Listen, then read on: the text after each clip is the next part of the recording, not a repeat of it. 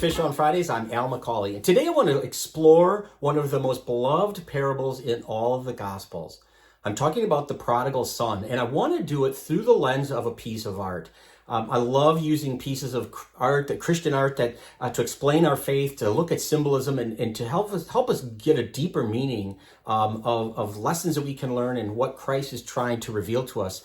In this instance, in that particular parable, the prodigal son. By the way, the prodigal son only appears in Luke's gospel. You'll find it in Luke 15, verses 11 to 32. And it's just a wonderful story of mercy and forgiveness. But again, let's look at it through this piece of art by Rembrandt. It was painted toward the end of the 17th century, right around 1690. And it's just a beautiful, beautiful painting. And let's just look at the story a little bit, just to remind ourselves of what we're looking at and what we're going to be talking about.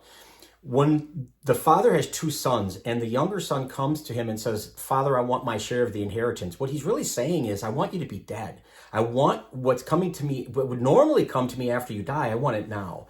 So he's really not being very at all respectful of his father. He's basically saying, I want you to be dead, you're dead to me.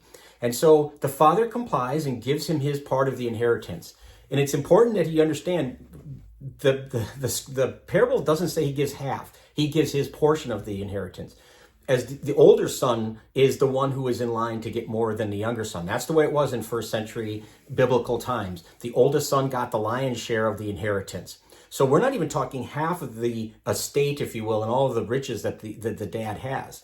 But the younger son takes it and he goes and squanders it in a life of dissipation, we're told. He sins it away. Until he falls, he becomes poor, he loses all his money, it's all gone, a famine strikes and he doesn't know what to do, and now he's basically hanging out with the pigs, feeding the pigs, which is just the worst, the lowest of the lowest job. He is literally hit rock bottom with this, and he comes to his senses, we're told, and he goes back to his father. He says, I'm going to go back to my father, and as he's way from the farm, on the horizon, the old man, who's probably still doing his work, but keeping one eye out on the horizon, sees him, and he runs out to meet him. And he says, put a ring on his finger and shoes on his feet and put a robe around him and kill the fatted calf. And you all know the story. We've heard it so many, many times. But and what we're seeing in this painting by Rembrandt is that moment where the son comes back and says, Father, I'm not worthy to be called your son. And the dad is still lovingly embracing him. Let's look at some of the clues, symbolic clues that Rembrandt puts into this painting just to really help give some depth to this story for us. First of all, you'll notice that the son, the repentant son, is kneeling in front of his father, and he's dirty. He's a mess. His clothes are tattered and ragged. Again, a reminder of our own sinfulness, how we come to our Lord ragged and dirty from sinfulness.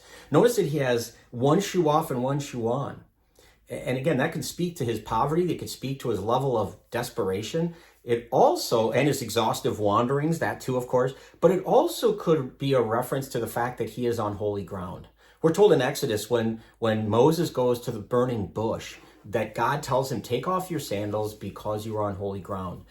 And this is holy ground because this young son is being forgiven. He's shown the ultimate mercy from his father, and so it's holy ground. Something to think about there.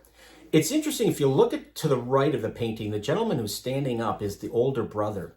And Rembrandt has him standing on a little bit of a platform, almost as if he's looking down on what's happening. He's looking down his nose. He doesn't like it. And you know from the story, of course, that he gives his dad grief. You know, you're doing this all for your son who wasted this money, and yet you never gave me anything.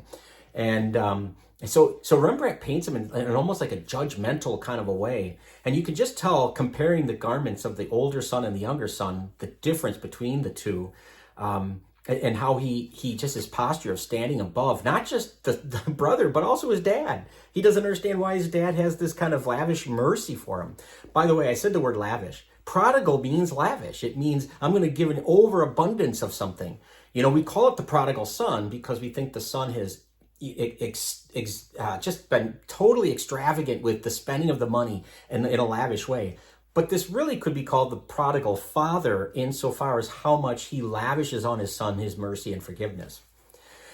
In the background of this painting, there are some figures. We're not sure who they are, but we think one is the mom toward the center, and she's somewhat obscured by her husband's mercy. And Rembrandt doesn't want those shadowy figures to be the focal point of this painting. He wants us to concentrate on those three major characters, the two brothers and the dad. And wouldn't you agree that at some time in your life, at some point in your life, you've been all three of those figures? You've been the son who was sinful, seeking for forgiveness. You've probably been the son who said, I don't think this is fair. I don't think I'm being treated right. I've done the right thing. They didn't. And hopefully at some point you've been the father who has lovingly forgiven and shown mercy to somebody else who needs it.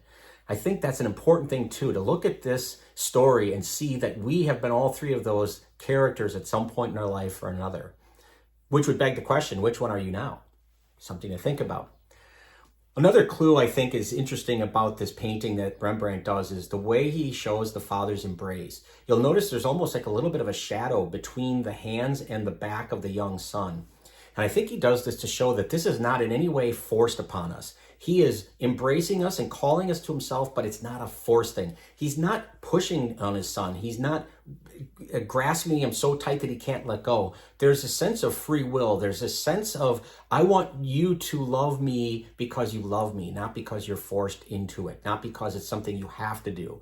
And I think about that with Mass. Do I go to Mass because I love God? Am I going to Mass because I want what I can get at Mass, or do I go because I have to? Something to think about, you know. And I mentioned again about, prodigal meaning lavish. How lavish has God been in your life? In what areas have you been forgiven? In what ways have you been blessed by God? It's just something to really keep in mind and think about as we think about this particular story, you know. Another thing I guess I would look at too in terms of lessons from this is your obedience and mine to God. Is that the key to God's love and mercy in our life? Or is it God's nature to love and forgive us regardless of what we do? I tend to think it's the latter, but it's, again, something to reflect on. There's a lot to take from this story, and I'm only touching on a few things. But again, this great piece of art that Rembrandt has given us is just, it gives us another layer of depth of understanding to God's love and mercy that we all have experienced and hopefully will continue to experience, and that we will show to others. Thanks for watching. I hope you found this helpful. If you'd like to share this content, that would be great. We would love it if you'd subscribe to our YouTube channel or follow us on Facebook. But either way, please keep tuning in every Friday for Fish on Fridays. Until next time, please be good to each other, and God bless.